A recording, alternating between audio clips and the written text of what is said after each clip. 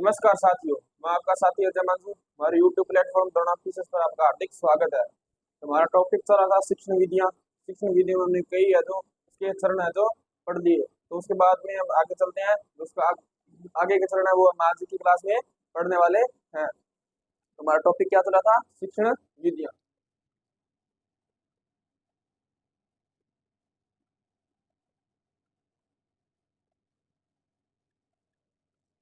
शिक्षण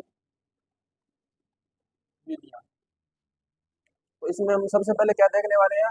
इसका अगला जो प्रोजेक्ट विधि, क्या देखेंगे? प्रोजेक्ट विधि।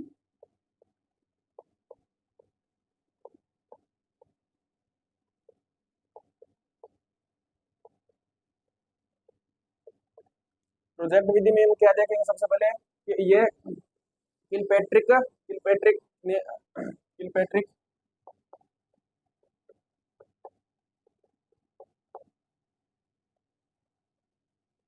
किलपैट्रिक की है जो अभी आविष्कृत की है। किलपैट्रिक ने आविष्कृत है जो की है, ने आविष्कृत की है। क्या किया है? किलपैट्रिक है, उसने इसके जो आविष्कार है जो मतलब आविष्कृत है जो की है। क्या किया? आविष्कृत है जिसका किया। इस विधि में प्रोजेक्ट, अगर देखेंगे इस विधि में प्रोजेक्ट,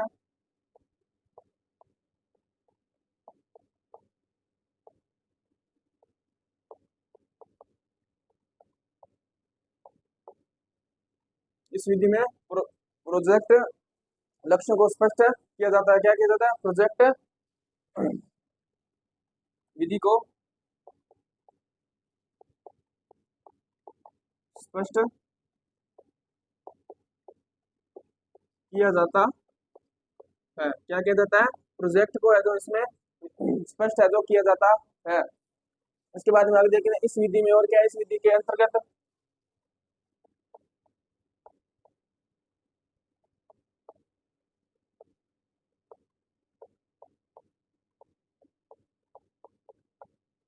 इस विधि के अंतर्गत, तो इस विधि के अंतर्गत क्या है? अध्यापक द्वारा अध्यापक द्वारा विषय का पूर्ण ज्ञान है विद्यार्थी को दिया जाता है। अंतर्गत अध्यापक द्वारा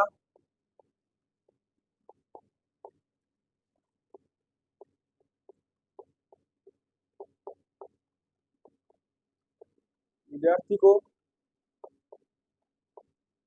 पूर्ण ज्ञान दिया जाता है। क्या है इस विधि के अंदर?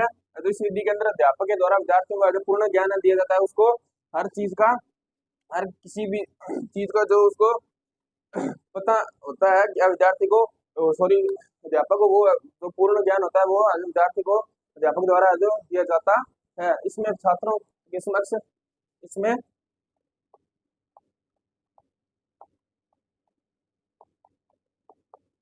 छात्रों के समक्ष, इसमें क्या है? छात्रों के समक्ष जो समस्या रखी जाती है, और छात्रों के समक्ष समस्या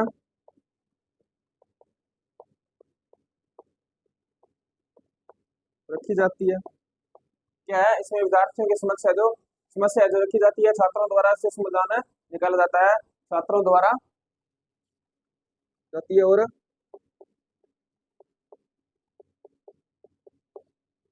छात्रों द्वारा इसका समाधान किया जाता है। क्या किया जाता है? इसमें छात्रों की समस्या को है जो रखा जाता है, और छात्रों के समाधान है जो किया जाता है। छात्रों द्वारा इसका समाधान है जो किया जाता है। छात्रों को पूर्ण ज्ञान देगा अध्यापक, तो उसके बाद है जो उसको कोई समस्या रखेगा या कुछ चीज के बारे में पूछेगा, तो उसका जो विद्यार्थी को ज्ञान होगा तो वो अपने आप है जो उस समस्या का समाधान है कर पाएगा। इसके बाद आगे हम पढ़ते देखते हैं। इस विधि में विद्यार्थियों को छोटे छोटे इस विधि में विद्यार्थियों को छोटे छोटे या जो समूह में विभाजित किया जाता है।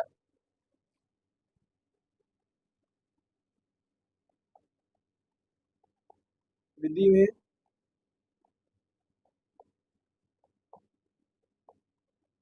विद्यार्थियों को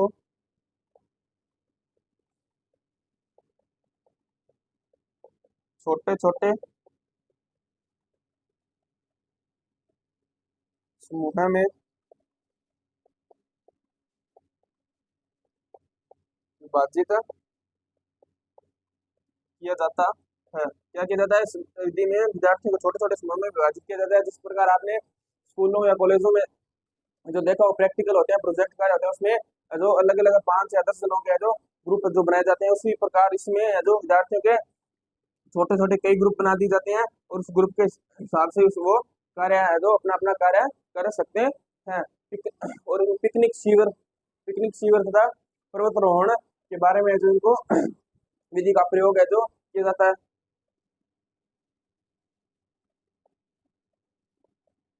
पिकनिक शिविर पर्वतारोहण के बारे में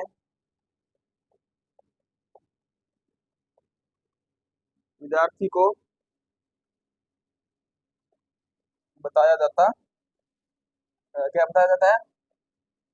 पिकनिक शिविर और पर्वतारोहण के बारे में विद्यार्थियों को जो बताया जाता है।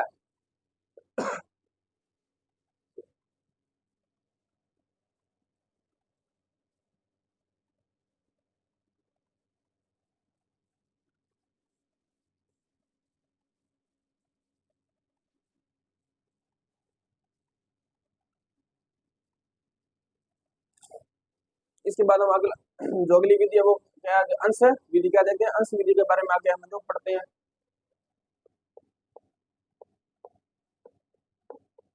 अंश विधि, तो अंश विधि में क्या होता है? तो अंश विधि में ये होता है कि इस विधि में अध्यापक क्रिया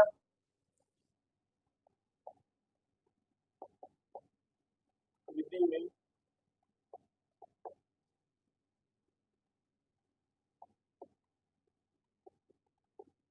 अध्यापक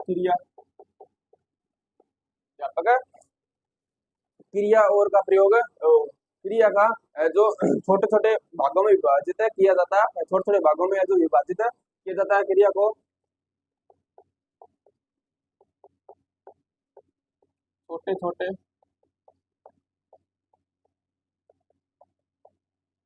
भागों में विभाजित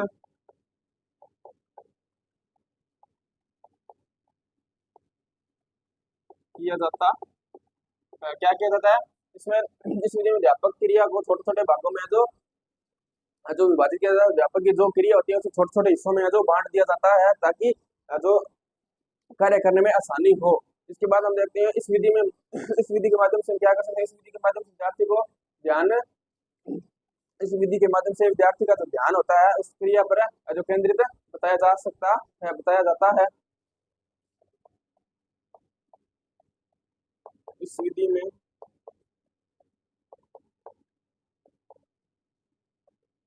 विद्यार्थी का केंद्रित ध्यान बताया जा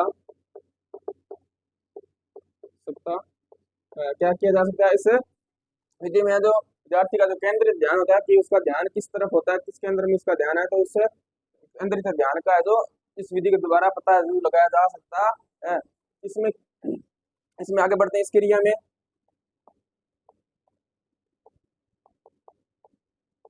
इस क्रिया में आगे हम ये पढ़ते हैं कि इस क्रिया में क्या होता है। तो इस क्रिया में विभाजित इस क्रिया में निश्चित ही सिखाया जाना इस क्रिया में जो विद्यार्थी को निश्चित ही कुछ सिखाया जाना चाहिए। इस क्रिया में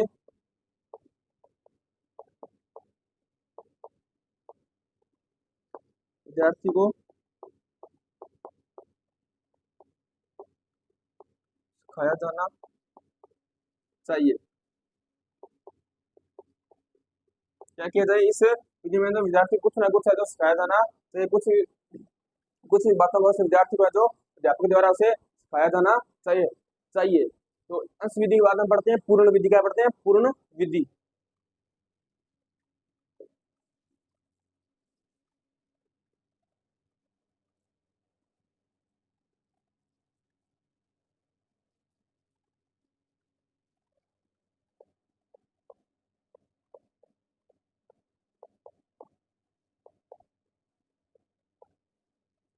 पूर्ण विधि, तो पूर्ण विधि में क्या होती है, इस विधि में सिखाई जाने वाली, इस विधि में सिखाई जाने वाली, इस विधि में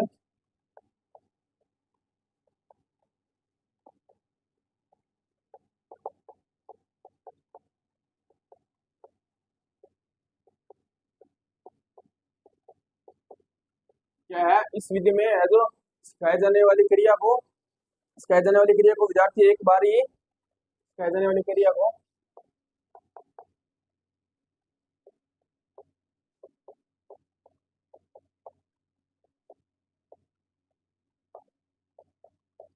विद्यार्थी को है जो एक बार सिखाई जाती है, इस विद्यार्थी को सिखाई एक बार ही करके है जो क्रिया को विद्यार्थी को एक बार ही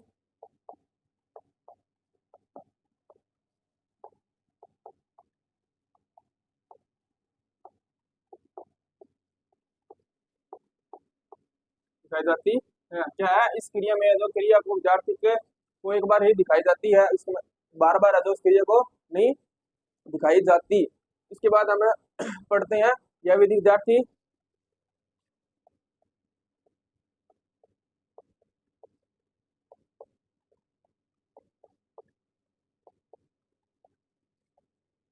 यह जो विधि है जो विद्यार्थी के लिए अवधारणा अवधारणा तथा अवधारणा तथा स्पष्ट करती है विद्यार्थी की,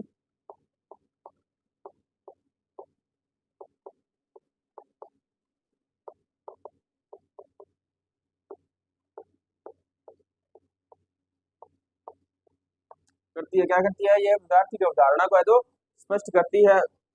उस विद्यार्थी के बारे में है जो किसी प्रकार की जो विद्यार्थी को किसी प्रकार क्वेश्चन होता है, किसी प्रकार की कोई बात के बारे में जानकारी देते हैं, उस प्रकार की अवधारणा को है जो स्पष्ट है जो करती है। कौन सी विधि, तो ये पूर्ण विधि के द्वारा है जो उसकी अवधारणा स्पष्ट की जाती है।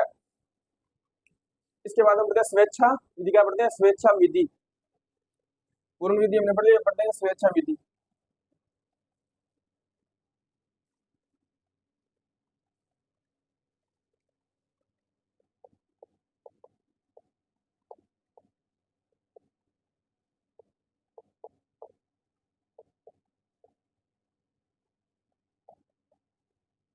स्वेच्छा विधि, इस स्वेच्छा विधि में इस विधि में विद्यार्थी को है जो इच्छा अनुसार गतिविधि करने का अधिकार होता है।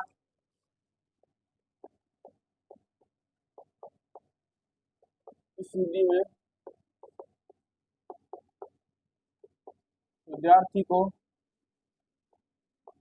इच्छा अनुसार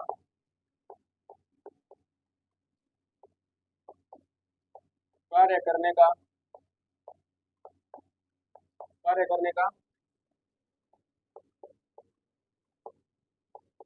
अधिकार होता है तथा इस विधि में विद्यार्थी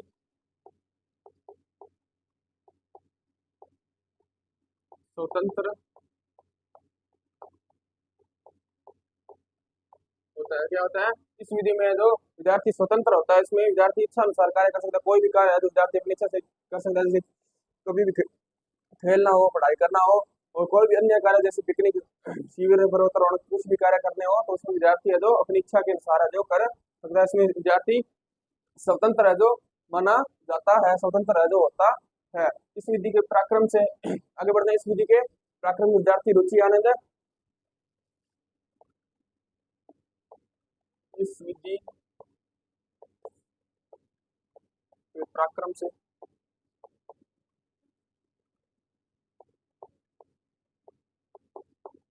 विद्यार्थी स्वेच्छा,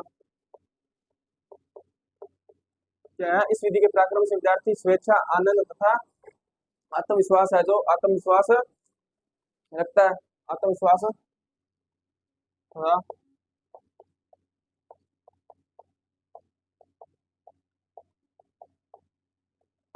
आत्मविश्वास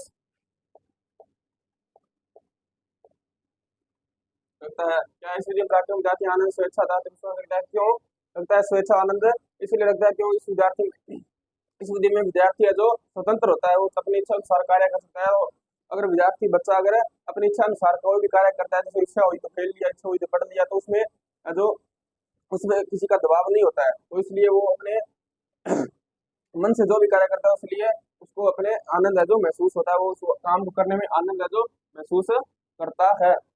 इसके बाद हमें पढ़ते हैं यह विधि विद्यार्थियों को लक्ष्य केंद्रित कहलाती है। यह विधि है जो विद्यार्थी केंद्र लक्ष्य केंद्रित कहलाती है। यह विधि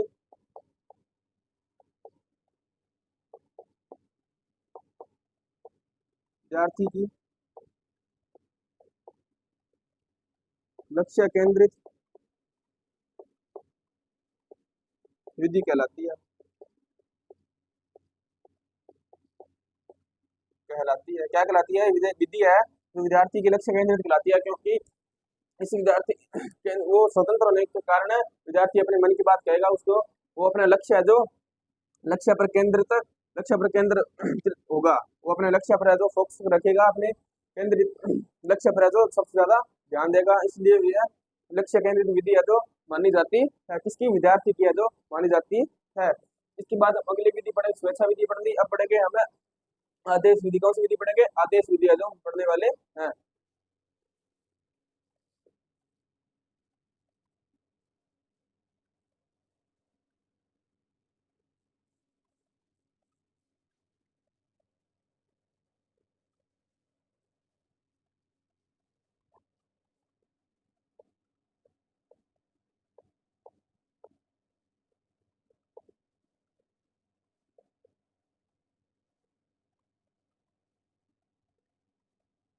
आदेश विधि, तो आदेश विधि में क्या होता है? तो आदेश विधि से अध्यापक द्वारा विद्यार्थियों को, इसमें अध्यापक के द्वारा जो विद्यार्थियों को जो क्रिया करने को आदेश दिया जाता है। इस विधि में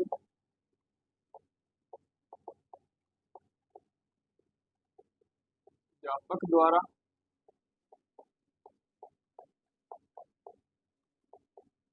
विद्यार्थी को कार्य करने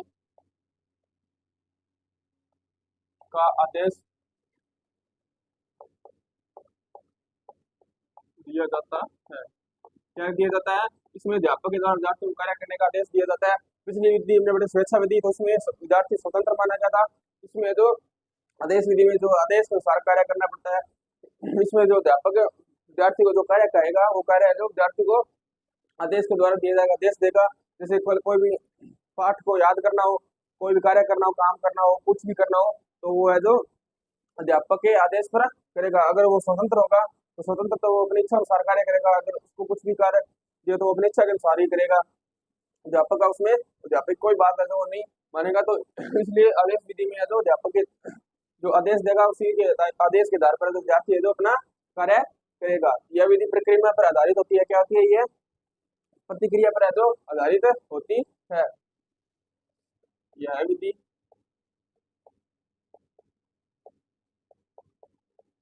प्रतिक्रिया पर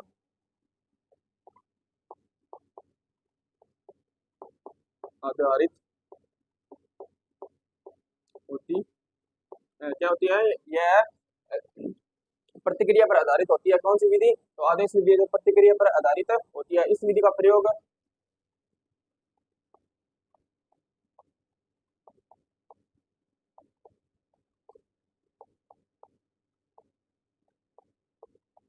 इस विधि का प्रयोग हम कब कर सकते हैं? इस विधि का प्रयोग हमें कब कर सकते हैं? तो टाल एवं लाइव प्रतिक्रियाओं में लेते हैं।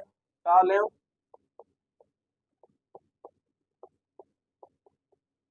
लाइव क्रिया में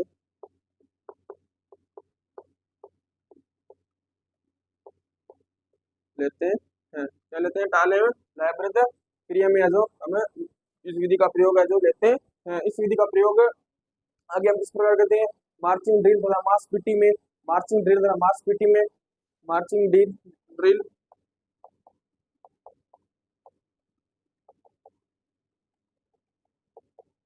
मार्चिंग मार्चिंग ड्रिल व मार्चिंग पीटी में है जो इसकी विधि का जो प्रयोग किया जाता है, मार्चिंग विधि का प्रयोग है जो होता है पीटी में।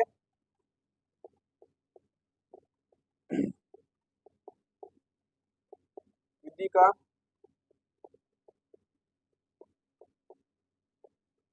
प्रयोग होता,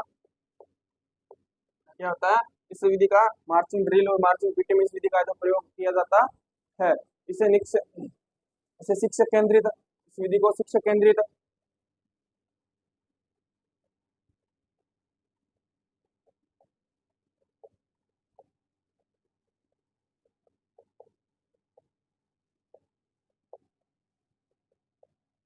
इस विधि को जो शिक्षक केंद्रित विधि कहते हैं, क्योंकि क्यों कहते हैं, क्योंकि इसमें शिक्षक की वजह से है जो विद्यार्थी अपना कार्य करते विद्यार्थी एक जैसी प्रतिक्रियाएं करते हैं, क्योंकि अगर शिक्षक आदेश नहीं देगा तो विद्यार्थी जो अपनी इच्छा अनुसार होगा, तो स्वतंत्र होगा, तो कोई कोई विद्यार्थी कुछ कार्य करेगा, कोई विद्यार्थी कुछ कार्य करेगा, अलग अलग विद्यार्थी अपने अपने कार्य करेंगे।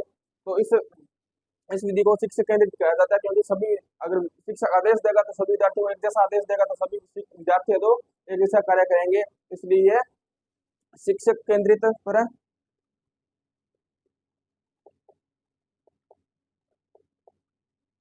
आधारित होती है, जिस कारण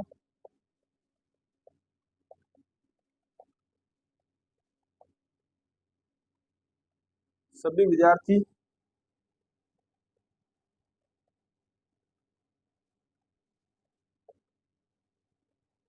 एक जैसी प्रतिक्रियाएं प्रतिक्रियाएं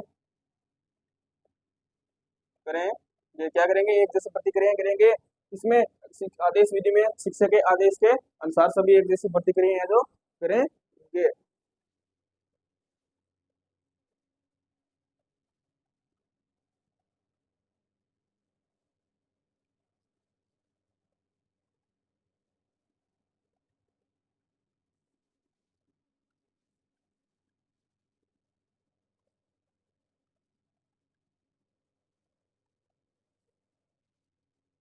इसके बाद में अगली कौन सी विधि पढ़ेंगे, तो अनुसरण विधि या नकल विधि, कौन सी अनुसरण विधि या नकल विधि,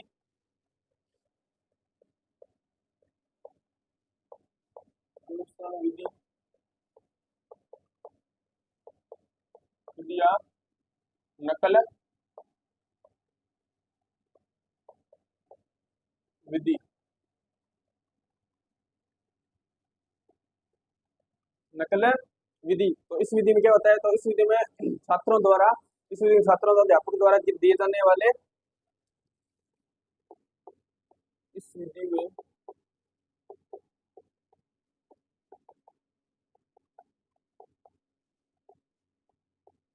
छात्रों द्वारा अध्यापक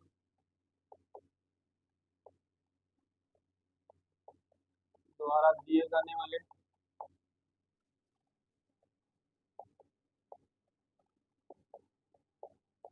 इस विधि में छात्रों को अध्यापक द्वारा दिए जाने वाले कार्यों को अनुसरण है जो किया जाता है, जाने वाले कार्य को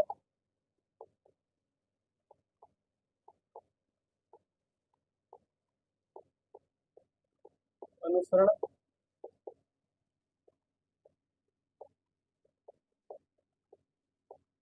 किया जाता है। क्या है, इस विधि में विद्यार्थियों को अध्यापक द्वारा दिए गए कार्य का अनुसरण है जो किया जाता है। इस बात में, इस विधि में क्या होता है, इस विधि में शिक्षक द्वारा माध्यम नकल होता है, क्या होता है, माध्यम नकल होता है।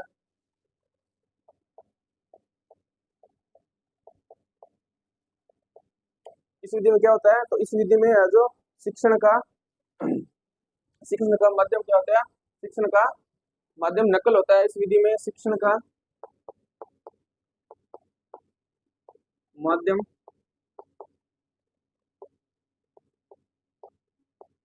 नकल होता, क्या होता है, नकल होता है, इसका माध्यम क्या होता है, नकल होता है, क्योंकि शिक्षण का माध्यम बच्चे इसलिए नकल का माध्यम मानते हैं, क्योंकि वो कुछ भी जो देंगे, टेस्ट वगैरह कुछ भी देंगे, तो उसका माध्यम नकल हो जाएगा, तो वो नकल पर है जो आधारित रह जाएंगे।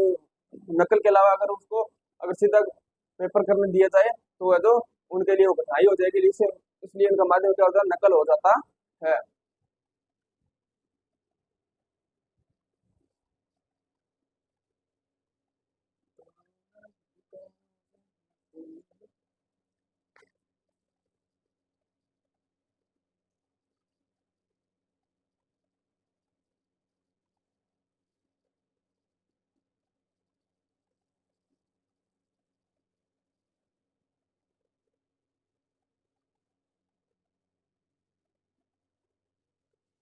इसके बाद अगर ये विधि बच्चों के लिए तो नकल विधि उपयोगी है। क्यों?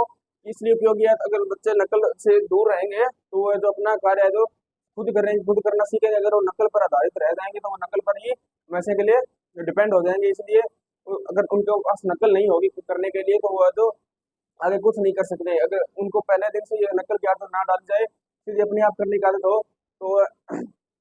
तो अपने आप करने की आदत हो तो वो अपने आप अपना कार्य जो करेंगे, नकल पर उनका कोई डिपेंड नहीं रहेगा। तो इसलिए यह विधि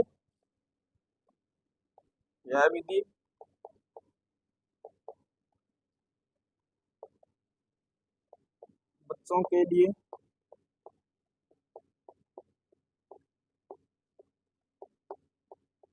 उपयोगी है। क्या है? यह विधि है जो बच्चों के लिए उपयोगी मानी जाती है।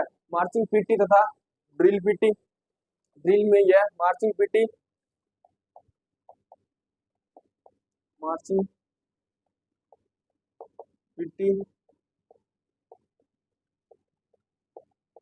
तथा ड्रिल, मार्चिंग पीटी तथा ड्रिल विधि उपयोगी में आती है, उपयोग में आती है।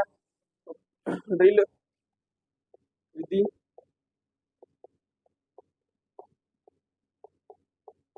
उपयोग में आती है। क्या है? उपयोग में आती है कौन? मार्चिंग पीटी तथा ड्रिल विधि उपयोग में आती है। गतिविधि का ये रूप है करवाने के लिए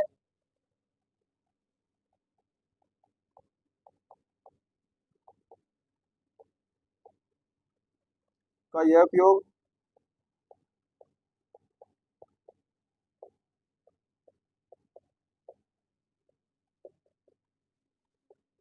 क्या है? गतिविधि का उपयोग करवाने के लिए अध्यापक द्वारा क्रिया का सही संपादक से अध्यापक द्वारा जो सही संपादक किया जाना आवश्यक होता है।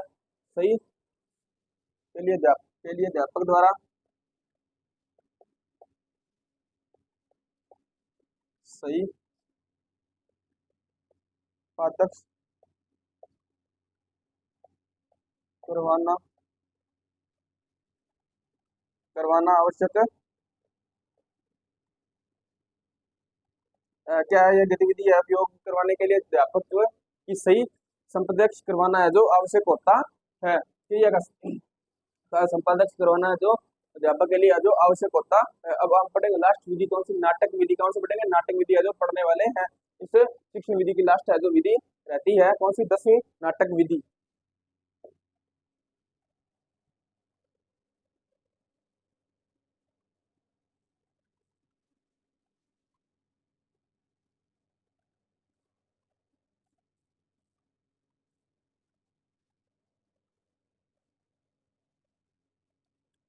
आज की लास्ट विधि नाटक विधि। तो इस विधि में क्या होता है? तो नाटक विधि में यह विधि बच्चों के लिए प्रयोग में है जो लाई जाती है। यह विधि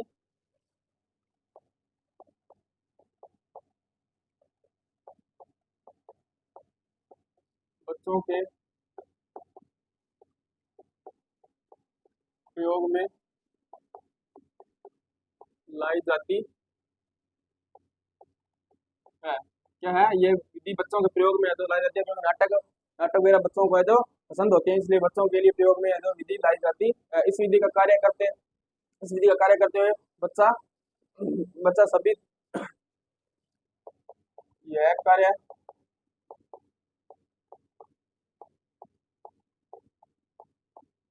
में बच्चा यह कार्य करते हैं बच्चा क्या होगा? तो बच्चा को थकान महसूस नहीं करता और सीखने और देखने की जिज्ञासा वृद्धि होती है। यह कार्य करते समय बच्चा थकान महसूस नहीं करता तथा उसे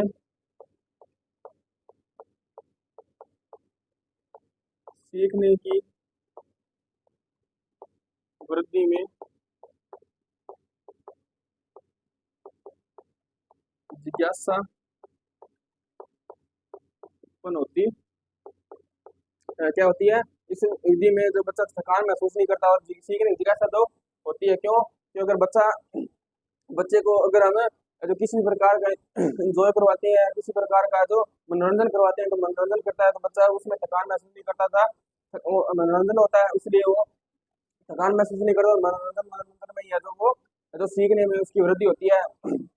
बच्चे को आप एक सीधा सिखाने में सिखाओगे तो बच्चा जो धीरे धीरे सीखेगा। अगर उसी बच्चे को आप है जो सीखने में मदद करते हैं मनोरंजन के साथ, तो बच्चा है जो महसूस है जो नहीं जो थकान महसूस नहीं करता, साथ में सीख भी जाएगा और है जो थकान भी महसूस नहीं करेगा, सीखने की वृद्धि भी उसमें अधिक होती है। तो इसी के साथ आज की हमारी क्लास यहीं समाप्त होती है। अगर आपको हमारी क्लास अच्छी लगे तो हमारे यूट्यूब प्लेटफॉर्म द्वारा प्लीज इसको लाइक करें, सब्सक्राइब करें। धन्यवाद।